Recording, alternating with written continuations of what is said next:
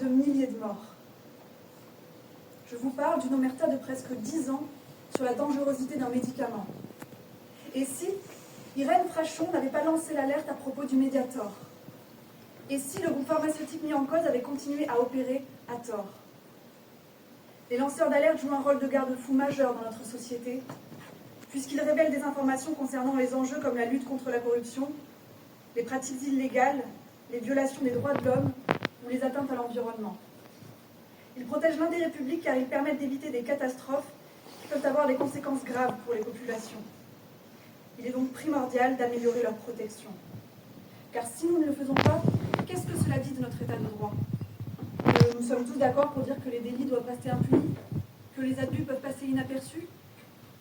Chaque institution doit assumer la responsabilité de ces pratiques, parfois douteuses, qui sont révélées au grand jour.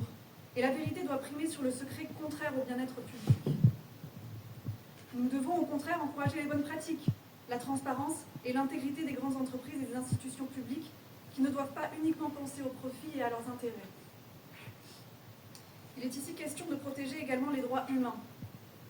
Les députés se doivent de lutter contre l'impunité des plus grands, défendre David contre Goliath, le plus petit face aux géants. Loin de créer des paniques morales, les lanceurs d'alerte servent l'intérêt général, mais sont souvent victimes de représailles. Face aux pressions et aux intimidations qu'ils subissent, les parlementaires ne peuvent se taire. Licenciement, poursuites judiciaires, incarcération, voilà les menaces dont il est question. Les répercussions sont aussi psychologiques. Angoisse, solitude, dépression sont le lot de tous ceux qui, avec courage, éthique et conscience, risquent beaucoup pour protéger notre démocratie. Le temps de la traque est révolu, il est nécessaire que ces individus se sentent soutenus. Et puis c'est inconfortable, mais nous devons reconnaître que notre système n'est pas parfait, mais que nous pouvons encore l'améliorer.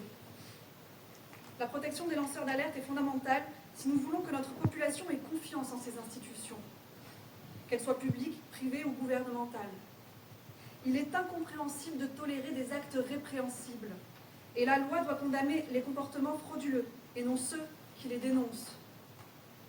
Quand on découvre que le gouvernement américain utilise une technologie pour espionner les citoyens du monde entier, il me semble que ce n'est pas Edward Snowden qui devrait être mis en cause. Ce n'est pas un bruit de couloir, il existe bien et bien des abus de pouvoir. Plus encore, si nous voulons que notre système judiciaire fonctionne, il faut que la justice soit éprise de justesse. Plutôt que de condamner les lanceurs d'alerte, celle-ci doit reconnaître ses failles lorsque ces derniers les pointent du doigt. Il paraît aberrant de punir ceux qui dénoncent des injustices et nous protègent. Dans cette assemblée qui nous rassemble et nous ressemble, j'aimerais qu'ensemble nous soyons unis pour que vive